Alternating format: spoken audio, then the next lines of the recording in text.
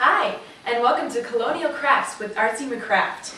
Today we're going to be making paper for our journal for Colonial Crafts. Got to put on my craft hat. We're going to start out with a blank sheet of white paper, and we're going to take a tea bag and dip it in water and just dab it on the paper. A little moisture with the tea bag is okay. It's going to make the paper kind of wrinkle up, make it look even more dated. And that's kind of what we're going for, so that's a good thing.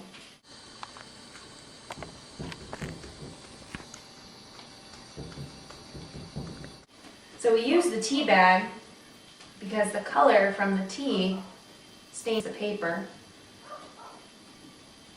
making it look a little dingy. All right.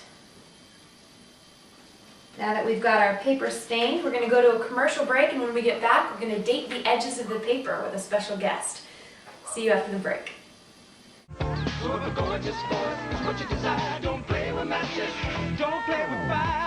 Only you can prevent wildfires. Fire!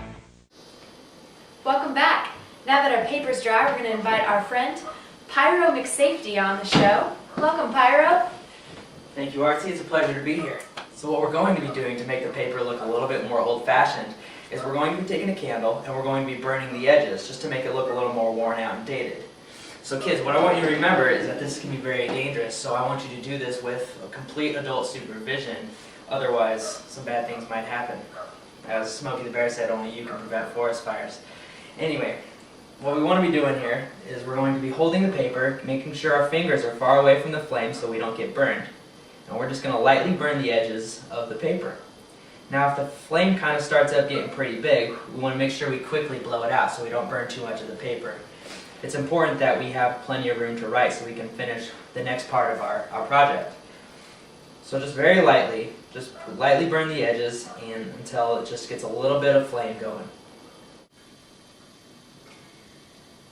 That's some good work there, Pyro. You gotta love what you do, Artsy.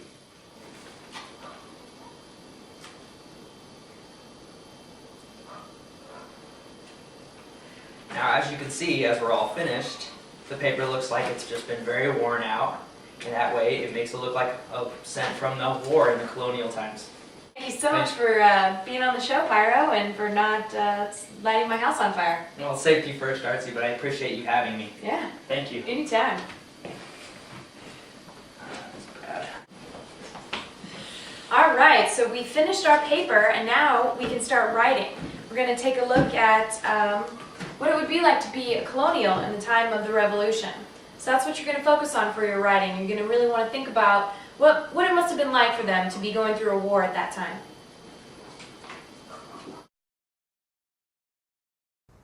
As a patriot, I believe that King George is not only incompetent, but cruel and corrupt. He refuses to help us with our Indian problems here, and will not give us the freedoms we deserve. No more taxation. As a Loyalist, I believe King George is not cruel or unjust. He's doing the best he can. I also believe our society will fall apart without England to help and protect us. Patriots are hypocrites.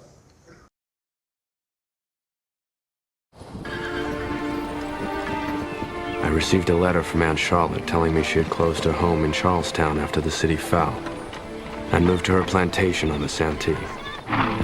Here in the north, our campaign has been marked by defeat and privation. Our losses have been grievous.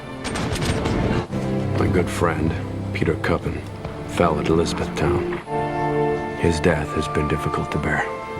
We are told that Suma will march south with General Gates to fight the Redcoats under Cornwallis. I envy you, your youth, and your distance from this cruel conflict from which I am a part. But I consider myself fortunate to be serving the cause of liberty. And though I fear death, each day in prayer I reaffirm my willingness, if necessary, to give my life in its service.